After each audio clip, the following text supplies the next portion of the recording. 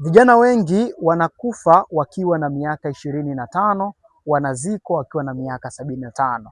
Hii kauli si ya kwangu, bali ni kauli maarufu ya mtu ambaye tunamuita Abraham Lincoln pamoja na Benjamin Franklin.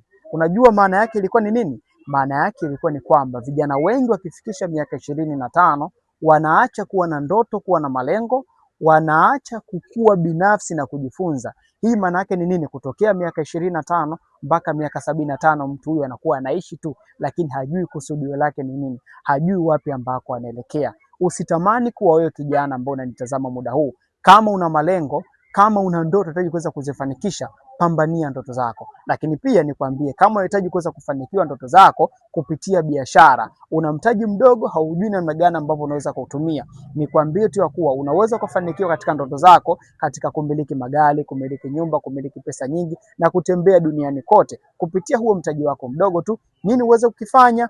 Comment hapo chini, nifunze biashara, nitakupa mwongozo kuanzia hapa.